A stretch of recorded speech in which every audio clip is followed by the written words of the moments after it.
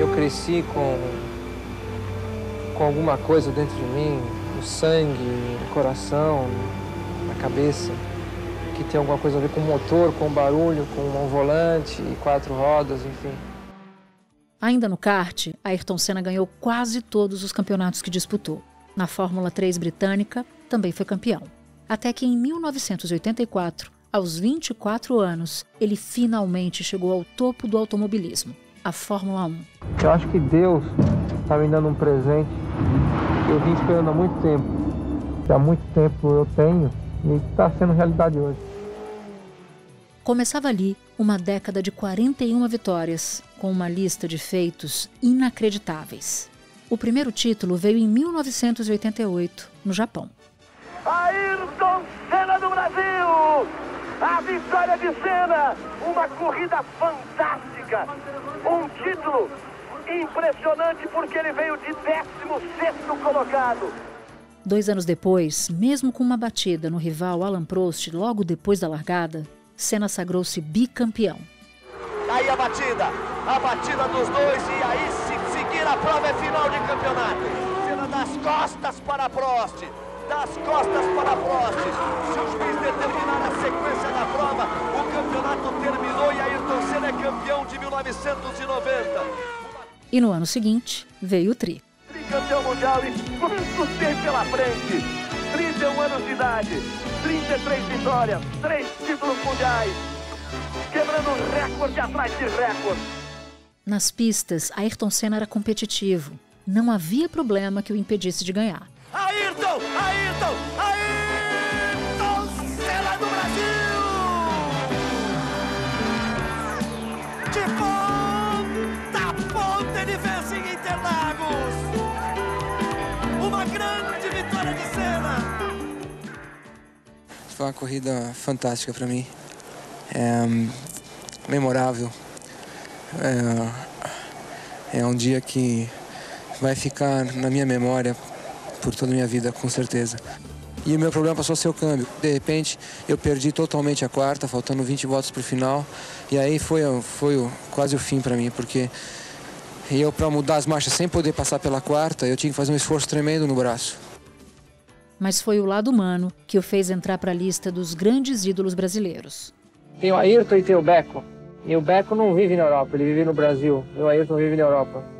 E o Beco é aquele que está ligado à família, aos meus pais, minha mãe, meu pai, minha irmã, meus sobrinhos, o meu irmão, o Léo. É um conflito tremendo entre a minha profissão e a minha vida pessoal. E foi só com a ajuda deles que eu cheguei onde eu cheguei.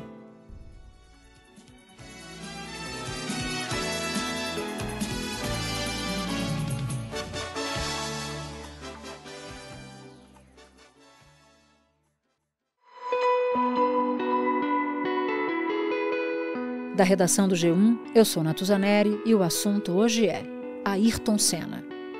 Minha conversa é com Galvão Bueno, locutor que narrou as grandes vitórias de Senna no esporte, tornou-se um dos melhores amigos do piloto e que viu cenas que ninguém mais viu ao longo da história, inclusive após sua morte.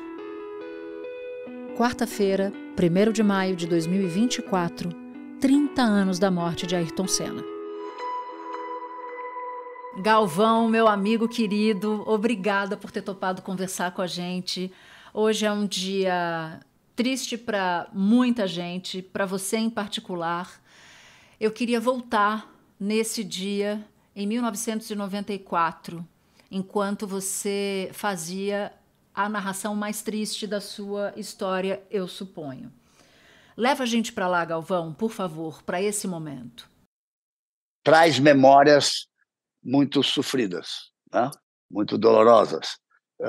Foram momentos terríveis. Ali, o esporte perdia um gênio. O Brasil perdia mais do que o ídolo, né? Eu costumo dizer, Natuza, que nós tivemos, temos e teremos muitos ídolos esportivos, mas só 2 heróis do esporte, Pelé e Ayrton Senna. Então, o 1º de maio de 94 nos levou o Ayrton desse mundo aqui onde nós estamos, né? Mas eu tenho certeza que numa outra dimensão ele continua brilhando intensamente e Claro que nós vamos falar do acidente, de tudo que aconteceu, mas eu gosto muito também de falar do legado que ele deixou. O legado esportivo e o legado como cidadão, como um brasileiro apaixonado pelo país, preocupado com as coisas do país, mas preocupado fundamentalmente com a educação e com a dificuldade que a grande maioria da população das crianças tem de ter uma educação que possa ajudar essa criança a se transformar num cidadão. Onde é que você está? Eu estou em casa. Eu estou sentado aqui no pneu da McLaren M4/4 Honda Turbo. Com esse carro, ele conquistou o primeiro título mundial em 1988, em Suzuka, no Japão. Ayrton Senna do Brasil, 12 pole positions na temporada, recorde absoluto de pole position. Ele vai tentando chegar à sua 8ª vitória, o que é um recorde também absoluto de vitórias em uma só temporada, para atingir o seu primeiro título mundial na Fórmula 1. E ele diz, numa entrevista que deixou aqui chamar as pessoas, eu produzi um documentário em dezembro de 90 para o Banco Nacional, que já não existe mais, que era o patrocinador dele, com ele, junto com o seu Milton, com o pai dele, o Milton. E aí existe uma entrevista absolutamente inédita para o grande público que entra também, nesse dia de hoje, no canal GB, no YouTube. E lá ele fala, eu pergunto a ele, qual foi o melhor carro de corrida que você teve na vida? Ele falou, sem sombra de dúvidas, esse carro aqui. Não esse, né? Claro. Isso aqui é um carro reajustado pelo Ademar Cabral, que é um gênio para fazer isso, mas é um carro oficial igual ao que ele estava na pista para ser campeão. Eu queria voltar naquele momento, Galvão. O Senna estava na 7ª volta, você narrava essa corrida para a TV Globo e, de repente, o carro do Senna se choca contra o muro. É a parte de maior velocidade, eles vão atingir aos 330 km por hora. Senna bateu forte. Senna escapou e bateu muito forte. O que você sentiu? A reação foi porque a pancada foi muito forte mesmo. E ficou ali evidente que alguma coisa estava errada, porque ele estava abrindo a 7ª volta, né? Já tinha tido um acidente, já tinha entrado o carro madrinha, já tinha andado ali com aquela coisa de balançar, de aquecer os pneus, a retomada da corrida, estava começando a 7ª volta e naquele ponto se chega acima dos 300 km por hora. E ele não fez a curva. Ele não, nenhum sinal de puxar o carro para a esquerda. Passou reto. E reto bateu no muro da Tamburello, que já não existe mais. Na corrida seguinte, ele já tem uma chicane para quebrar a velocidade. Já tinha tido 2 acidentes muito sérios. Eu tinha feito 2 narrações de 2 acidentes terríveis ali. Um com o Nelson Piquet, que confessou na turma que perdeu 1 segundo de velocidade por muitas corridas depois do acidente. E outra com o Gerhard Berger, só não morreu porque o atendimento de resgate italiano é muito profissional. O carro explodiu em chamas e rapidamente o tiraram de lá. Então, quando eu disse, Senna bateu forte. E a pancada foi forte. Mas eu confesso a você que eu esperava que ele saísse do carro. Mas nós estamos vivendo o final de semana mais trágico da história da Fórmula 1. Na sexta-feira, Rubinho Barrichello, que é batido na chicane antes da reta. Aos 13 minutos, o acidente espetacular de Rubens Barrichello. A Jordan decolou na zebra a mais de 220 km por hora e se espatifou na tela de proteção. Rubinho foi retirado do carro inconsciente e levado para o hospital. E ele escapou por muito pouco, eu digo por 1 palmo, porque o carro bateu no muro, 1 palmo acima, tinha um alambrado, ele teria caído em cima das pessoas que estavam assistindo a corrida. Eu não sei se ele escaparia. O acidente do Rubinho, ele foi mais feio até do que o acidente do Senna. E no sábado, morreu Roland Ratzenberger. A Fórmula 1 está de luto. Morre o piloto austríaco Roland Ratzenberger. Ele bateu a mais de 300 km por hora no treino decisivo hoje para o Grande Prêmio de San Marino. Ratzenberger, que corria pela Sintec, ainda chegou a ser atendido no Hospital de Bolonha. E aí tem uma parte da história importante, que a gente vamos falar mais à frente. Eu tenho a convicção, e as pessoas têm a convicção, de que o Ratzenberger morreu na pista. pela pancada que deu. O corpo caiu e não mais se mexeu. Isso tem uma diferença, né, Galvão? Porque se o piloto morre na pista, a corrida não segue, é isso? O Ratzenberger, as pessoas que acompanham mais de perto, têm a convicção, como eu tenho a convicção, de que ele morreu na pista. Se fosse confirmada a morte do Ratzenberger na pista, Rubinho, graças a Deus, escapou bem na sexta-feira. Mas isso veio pressionando todo mundo. Diziam que o Ayrton estava pressionado, estava. Não tinha notícias do Rubinho, ele pulou o muro do Hospital do Autódromo, e ele saiu para dizer, não, ele está bem, machucou um pouco, mas está bem, está falando, está consciente. Depois veio o acidente do Ratzenberger, e ele parou o carro dele ali no local, chamaram ele na torre para ser divertido, e ele falou o que tinha que falar, porque também ele tinha a convicção de que o Ratzenberger tinha morrido na pista, e pelas leis italianas, se fosse confirmada a morte do Ratzenberger na pista, não teria corrida no domingo. Talvez ele estivesse aqui conversando conosco agora. Não teria tido corrida no domingo. Assim como não foi confirmada a morte cerebral do Senna na pista, porque senão a corrida não poderia continuar. Então isso é uma coisa que é a maior angústia que eu sinto de todo esse acontecimento. Todos nós estávamos muito abalados. Todos os profissionais de comunicação, as equipes, os pilotos, todos estavam muito abalados com o que tinha acontecido na sexta e no sábado. Mas nunca passou na cabeça do Ayrton, não vou correr. Isso eu posso te explicar mais à frente, nunca passou na cabeça dele. Ele foi para correr e para ganhar a corrida. Tanto que ele estava em primeiro quando acontece o acidente. O que me veio à cabeça? Será que ele apagou? Porque passou reto. Ou será que quebrou alguma coisa? Ele queria, porque queria aquele contrato com a Williams que ele chamava o carro que não é desse planeta, que vinha de conquistas.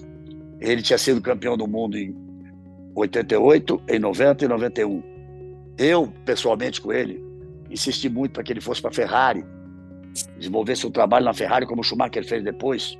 Ainda me lembro de ter dito a ele, Natuza, você vai e diz que o primeiro ano é para ajustar a casa, arrumar a casa que está uma bagunça.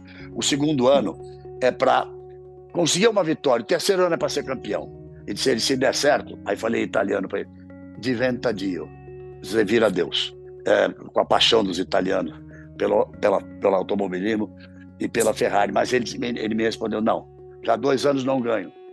Eu quero mais 2 títulos para igualar meu ídolo, que era Romanello Fangio, que tinha 5 títulos, na época era o que tinha mais. Depois eu vou para a Ferrari. Em uma outra entrevista eu perguntei a ele, me defina o que é Ferrari. Ele parou, fechou os olhos, pensou e disse, Ferrari é uma cor, Ferrari é um ronco, Ferrari é um sonho. Ou seja, ele tinha o projeto de ir para a Ferrari. Só que ele chegou no carro e o carro não tinha nada a ver com o do ano anterior ou de 2 anos antes, que dominava tudo. O carro tinha problemas. Na primeira corrida, ele rodou, ele praticamente não correu. Na segunda corrida, em Aida, no Japão, bateram nele na primeira curva e ficamos até tarde da noite. E aí ele me disse, falei, o que está errado? Ele disse, muita coisa. A posição do volante, minha perna bate no volante, o volante está pesado demais, está me atrapalhando o visual dos instrumentais, mas eu vou dar um jeito nisso, eu vou atormentar esses caras e vou dar um jeito nisso. E foi feita uma modificação, o volante foi erguido, diminuíram a coluna de direção para que ele pudesse ter visão melhor, que o volante ficasse mais leve e que a perna dele não batesse no volante. E não é que depois foi comprovado que a coluna de direção quebrou, por isso que não adiantou ele virar e ele passou reto. O cockpit, célula de segurança onde estava Ayrton Senna, rachou, produzindo uma grande abertura. As marcas de sangue podem ser vistas em diversos pontos. A barra de direção está quebrada.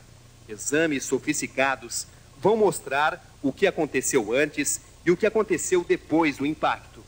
Na curva Tamburello, os peritos encontraram marcas de freada mais fortes do lado direito, o que mostra que o carro estava desequilibrado. Depois que você diz Senna bateu forte, escapou e bateu muito forte, você se queixa da demora absurda para a chegada do socorro. E aí, num dado momento, a imagem nos enche de esperança e enche o seu coração de esperança também, e todos puderam notar no seu tom de voz. Mexe a cabeça. Mexe a cabeça, Ayrton Senna. Parece ter a consciência. Foi nesse momento em que você achou que o Senna estivesse vivo. Me conta o que você pensou. A Fórmula 1 tem padrões estabelecidos para atendimento. Demorou um pouquinho o resgate, mas eu reclamava muito do resgate, que não podiam tirá-lo do carro, e as pessoas estavam desesperadas. A partir do momento que tiraram o capacete dele, a gente não via, sabendo que uma barra da suspensão entrou aqui nele. Imagine, então, o que eles estavam vendo ali. E ele não se mexia. Em um determinado momento, ele é meio assim, uma coisa... É como se fosse um espasmo, né? Mas na hora eu quis entender que ele estava voltando. Uhum. Eu disse, Senna se mexeu, olha só, ele mexeu a cabeça, ele está voltando. Porque todos buscavam a esperança de que ele pudesse se salvar daquele acidente. Hoje, eu não tenho nenhuma prova, mas pela conversa que tive depois no hospital com o Dr. Sid Watkins, o médico oficial da Fórmula 1, muito amigo do Senna, e com quem eu tinha uma relação muito boa, hoje eu tenho a convicção de que aquilo foi o estertor da morte cerebral que ele teve. Porque a partir dali ele não se mexeu mais. Eu não tive coragem de dizer que estavam fazendo uma traqueostomia nele no chão. Era muito sangue. Eu falhei. Não fui forte o suficiente para falar isso. Mas aí começa todo um processo que eles não deixam ver, mas nem isso eles estavam preocupados tanto com o atendimento. Normalmente, vem uma ambulância para levar para o hospital do circuito, se for mais sério, vem um helicóptero para levar para o hospital do circuito, ou quando vem um helicóptero para levar para um hospital, que ele foi para o Hospital Maggiore de Bolonha, é porque a coisa é séria, muito grave, com risco de vida realmente. O Departamento de Reanimação do Hospital Maggiore de Bolonha está comunicando nesse momento que o quadro do piloto Ayrton Senna é de morte cerebral. O eletroencefalograma confirmou fratura múltipla. Não há mais esperança para Ayrton Senna. Então, aqueles momentos foram terríveis. Eu tinha Reginaldo Leme, meu velho parceiro do meu lado, e na cabine o Braguinha, o Antônio Carlos Almeida Braga, um grande personagem, um mecenas do esporte brasileiro, amicíssimo do Ayrton, e meu também. Nós jantávamos juntos, sexta, sábado, quinta, sexta, sábado, dos finais de corrida, e ali a gente olhava um para o outro e eu tinha que falar. Natuza, me veio à cabeça o que eu disse ao Reginaldo na sexta-feira. Eu disse, Regi, graças a Deus hoje não tem transmissão ao vivo do treino, porque senão eu não saberia o que dizer para o Rubão e para a Dona Ideli, pai e mãe do Rubinho. E aí, de repente, eu me vi naquela situação. Eu estava falando para o seu Milton, para o Milton, para a Dona Neide, para a Zaza, para a Viviane, para os sobrinhos, para o Brasil inteiro.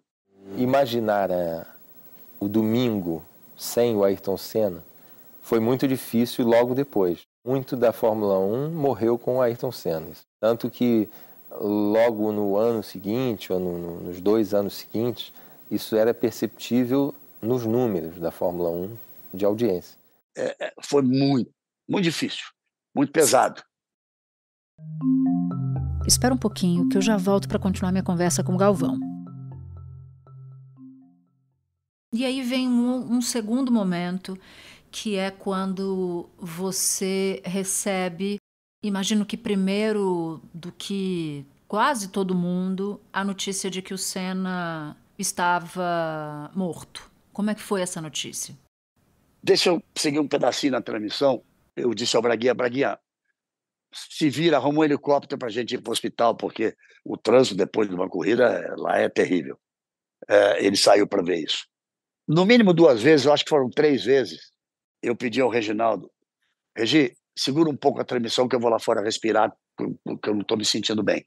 Eu saí para respirar, para fazer uma oração, voltava, pegava o Alain Vignet, que era o nosso produtor na época, infelizmente não está mais com a gente aqui nesse mundo também, ficava no meu ouvido, vamos, Galvão, vamos. O Ciro José, que era o diretor de esporte, vamos lá, Galvão, tá muito bem, você vai aguentar. Então, formou-se ali toda uma força para que a transmissão pudesse ter ido até o fim.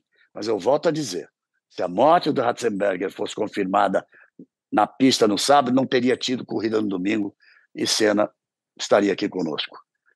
Se fosse confirmada a morte de Senna no circuito, a corrida não poderia continuar. A lei italiana diz isso. Então, além de todos os dramas do fim de semana, isso ainda fica na minha cabeça até hoje, Natuza, 30 anos depois. Isso ainda fica na minha cabeça. Você disse que foi um dos primeiros. O Cabrini foi para o hospital. Cabrini, vai embora para o hospital. E o Cabrini foi para o hospital. De lá eu o chamava. E ele vinha com os boletins. Saíram 3 ou 4 boletins médicos. Isso, a corrida ainda estava acontecendo? Acontecendo. A corrida ainda estava acontecendo. Terminada a corrida, o Cabrini passou a ficar em contato com o Léo Batista no estúdio da Globo. E nós fomos no helicóptero do Berger, parceiro de equipe e grande amigo do Ayrton Senna. Até chegarmos ao Hospital Maggiore, em Bolonha, só se ouvia o barulho do helicóptero. Nenhuma palavra. Uma única frase foi dita. A notícia oficial, quando nós chegamos, a Betise, Maria Beatriz, a Betise Assunção, era assessora de imprensa do Senna, muito minha amiga até hoje, e ela estava nos esperando no heliponto e nos levou para uma sala. Numa outra sala, estava o Leonardo, irmão dele, o Bira, grande amigo e sócio, que nos deixou algumas semanas, infelizmente. O Jaime Brito, que era nosso produtor, toda a nossa equipe estava ali. E eu falei, eu quero ir lá dar um abraço neles. O Leonardo chorou muito no meu ombro, o Bira também, o Jaime Brito também, e todos ali, e me levaram para uma outra sala. Braguinha, eu, o Berger e o Josef Leber, que era um austríaco, nosso amigo até hoje, que cuidava de tudo, Senna. Fazia a comida dele no autódromo, corria com ele, fazia fisioterapia, fazia massagem, eram muito ligados. E aí veio o Dr. Sid Watkins, médico oficial da Fórmula 1. E aí ele diz, eu quero falar com vocês, porque vocês são os 4 mais chegados, os 4 amigos mais chegados a ele. A notícia que eu tenho é a pior. Ele está morto. Aquele primeiro impacto, ele diz, morte cerebral. O coração ainda bate porque ele é muito forte. O coração ainda bate porque o estado físico dele, a condição física é fora do círculo, fora do normal. Mas posso lhes garantir 2 coisas. Primeiro, o coração vai parar daqui a pouco. Segundo e mais importante, disse ele, eu posso garantir a vocês que ele não está sofrendo, que ele não está sentindo nada. Tomamos todas as providências, mas a morte cerebral está estabelecida há muito tempo e ele não está sentindo nada. Queria dizer uma outra coisa. Eu não posso, como amigos, impedi-los de ir vê-lo, mas aconselho que ninguém vá. Eu imediatamente disse, eu não. Eu quero guardar na memória o nosso ídolo, meu amigo, meu irmão mais novo, com a imagem que ficou, né? Todos nós envelhecemos 30 anos, a imagem dele é de lá, quando ele tinha 34 anos de idade. É essa que eu queria guardar e que guardo até hoje. Braguinha disse, eu também não vou, Josef Leber disse, eu também não. O Berger disse, eu quero ver meu amigo pela última vez. Vestiram lá uma roupa de UTI nele, ele entrou, eu só fui vê-lo, deve ter sido um choque muito grande, eu só fui vê-lo 3 dias depois, no funeral. E você acompanha, junto com outras pessoas, o corpo do Senna durante o voo até chegar ao Brasil. Como é que foi esse trajeto, Galvão? Quando o coração parou e a Betise tinha a obrigação de descer para falar com todos os jornalistas brasileiros, estrangeiros, estavam lá embaixo. O nosso Luiz Roberto, por exemplo, estava lá, ele trabalhava na rádio. Ela me disse, Galvão, desce comigo, me ajuda. Falei, claro, lógico.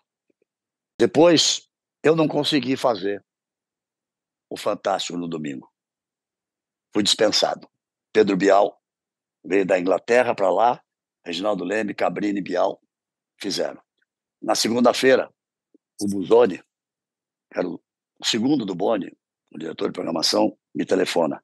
Ele disse, Galvão, eu não sei nem se você vai querer continuar narrando Fórmula 1, mas eu preciso que você, hoje, encerre o Jornal Nacional. Eu disse, é minha obrigação, eu vou. E assim fiz. Eu ontem conversei com Ayrton Senna momentos antes da corrida, como de hábito acontecia nos últimos 10 anos. Falamos de motor, de combustível, de pneu, de tática de corrida. Até aí nada de novo. Mas ontem havia um brilho diferente nos seus olhos. Era um novo Senna. Com um misto de orgulho e alegria, ele desviou o assunto e passou a explicar o seu novo sonho. A formação de uma associação de pilotos que, segundo suas próprias palavras, deveria ser criada não para contestar ou para atrapalhar, mas para ajudar na formação de uma nova Fórmula 1, que sustentasse a competitividade, mas que respeitasse mais a vida do piloto. Ontem, Ayrton Senna começava a escrever uma página importante da sua história. O grande campeão das pistas assumia uma liderança e crescia como ser humano. Mas a tragédia veio e a página ficou por ser escrita. E aí vem todo o processo de transportar o corpo para o Brasil. Eu recebo um pedido de Dona Neide, da Zaza. Aqui na amizade de nossas famílias, eu sempre chamei de Zaza, e o seu Milton era o Milton, os pais do Senna. E ela me disse, por favor, pelo amor de Deus, eu não quero que meu filho volte como uma bagagem. Ou seja, junto com o caixão lá, junto com as malas, no bagageiro. Isso passou a ser uma missão fundamental para mim. Chamei Reginaldo Leme, Regi, vamos agitar isso. Aí pedimos ajuda do cônsul do Brasil em Paris, o Botafogo, nossos amigos na direção da Varig, e como é que vai fazer, como é que nós vamos fazer. Tira as pessoas da classe executiva, leva para os lugares vagos da primeira classe, quem tinha, nós tínhamos algum lugar na primeira classe, baixa para a executiva, outros executivos aceitaram ir para a econômica, de forma que ficamos ali, né? Tirou-se a parte central das poltronas, e ali estavam eu, Braguinha, a Luísa, esposa dele, Joseph Lebra, a Betise e o Celso Lemos, que trabalhava com ele. Éramos nós 6. E aí os amigos jornalistas, o Luiz Roberto, por exemplo, o Livio Eurico, o Edigil, e falavam comigo, posso ir aí? Eu quero fazer uma oração. Claro. E aí, uma hora eu vi, vinha um passageiro se arrastando pelo chão. Alguém ia falar alguma coisa, eu falei, deixa. E ele deitado, mesmo ali deitado, colocou a mão, fez a oração dele e voltou. Então foi uma viagem tensa, muito tensa, mas eu acho que conseguimos, todos juntos, trabalhando juntos, a Embaixada Brasileira, o Consulado Brasileiro em Paris, a direção da Varig, Reginaldo, eu, nós conseguimos trazer Senna como ele voltava sempre. Nos voos da Varig, como um passageiro que ele sempre foi, e eu atendi ao pedido da Dona Neide. Nunca uma multidão de 250 mil pessoas se deslocou com tanta calma, num silêncio tão profundo. A fila do lado de fora atravessou a madrugada à espera do último contato com o ídolo. Para se despedir de Ayrton, passaram pelo Salão Monumental da Assembleia Legislativa de São Paulo o presidente Itamar Franco, o governador e o prefeito de São Paulo. A namorada Adriane também não se conteve e saiu amparada por amigos. A ex-namorada Xuxa buscou, num gesto, o rosto de Ayrton para um último carinho.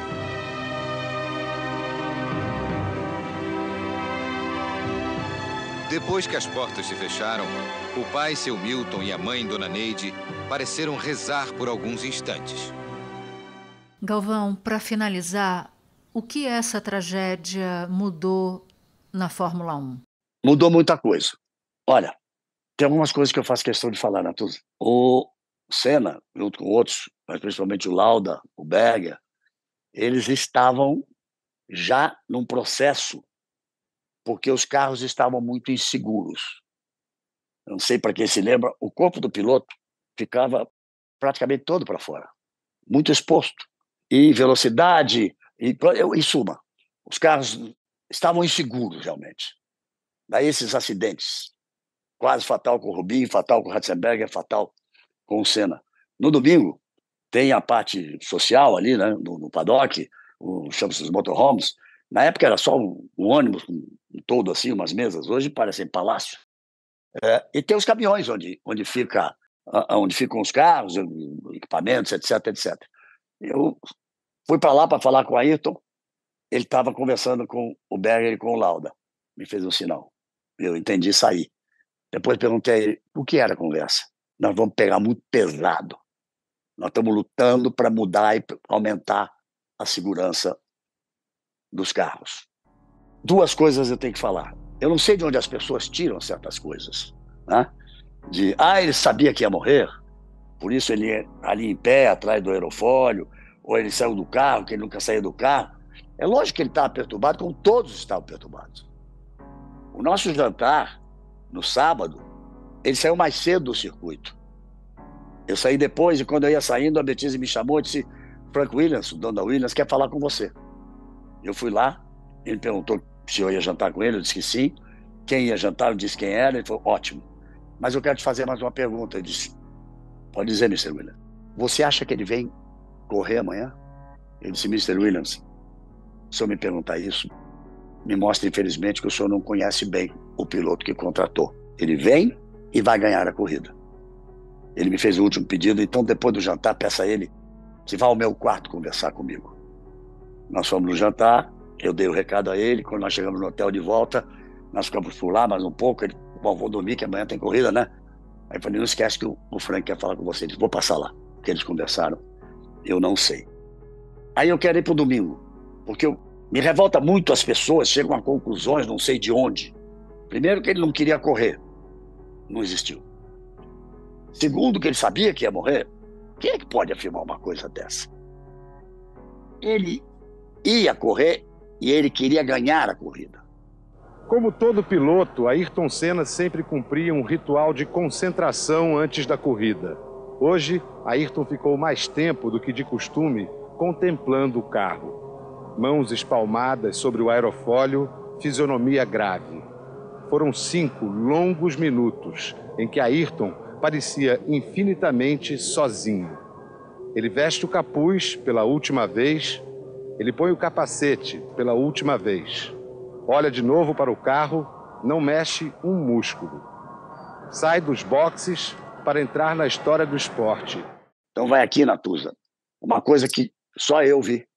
Ele, antes da corrida, chamou o Julian Jacobs, que era o empresário dele na Europa, o inglês, e disse para ele: Julian, se vira e me arruma uma bandeira da Áustria. E o Julian falou: onde eu vou fazer? Problema seu. Me traga uma bandeira da Áustria que eu vou botar ela dentro do carro, eu vou ganhar a corrida e vou prestar uma homenagem ao Ratzenberger. Acho que isso responde tudo, né? Ele estava perturbado? Claro que estava. Todos estavam. Todos estavam perturbados. Todos. Mas que não queria correr, ou que sabia que ia morrer, absurdo. Galvão Bueno, que testemunho esse o seu. Eu te agradeço enormemente. Posso abusar um pouquinho do seu tempo? Claro. Nós ficamos falando de todo o drama, de tudo isso. 30 anos se passaram. Eu me lembro do Ayrton Senna, o gênio das pistas, um grande campeão, um cidadão espetacular, do bem, que se preocupava muito, mas principalmente com a dificuldade das crianças pobres no Brasil e com a educação, problema que existe forte até hoje, 30 anos depois. E o Senna era muito focado no trabalho dele. Quando ele estava assim, num carro como esse, ou pensando na corrida, eu às vezes perguntava: ele está pensando o quê? Na vitória, como é que eu vou ganhar? Dizem que ele era tímido, com quem ele não tinha intimidade. Com os amigos, era alegre, era um moleque. E eu também, nós éramos muito mais novos. E ele fazia muita molecagem comigo, muita maldade comigo, eu fazia muita molecagem com ele, muita maldade com ele, e juntos nós fazíamos muito com os outros. Brincadeiras, e, por exemplo, tinha um deck na casa dele de Angra. Quantas pessoas de roupa a gente não jogou no mar? Vamos dar uma olhada ali na ponta, então, desculpe! E a gente morria de rir. Então, ele era ao mesmo tempo um gênio do esporte, um grande cidadão, um grande brasileiro e uma pessoa feliz mesmo. Para terminar, eu prefiro pensar sempre no legado que ele deixou. Primeiro, o legado esportivo. Para mim, o melhor de todos, em todos os tempos. Para muita gente, a maioria das pessoas, o melhor de todos, em todos os tempos. Mas o legado como cidadão. 2 meses antes do acidente e da morte, Natuza, ele pediu a Viviane, irmã dele, que fizesse o Instituto Ayrton Senna. para ajudar crianças pobres a estudar, a ter educação, para se formar cidadã ou cidadão, 2 meses antes da morte. 30 anos se passaram do acidente. Nesses 30 anos, o Instituto Ayrton Senna ajudou e formou mais de 30 milhões de brasileiros. Esse é o grande legado do meu querido Ayrton Senna. Muito obrigada, Galvão. Obrigado a você. Este foi o Assunto, podcast diário disponível no G1, no Globoplay, no YouTube ou na sua plataforma de áudio preferida. Comigo na equipe do Assunto estão Mônica Mariotti, Amanda Polato, Carol Lorenzetti, Luiz Felipe Silva, Tiago Kazuroski e Gabriel de Campos. Eu sou Natuzaneri e fico por aqui. Até o próximo assunto.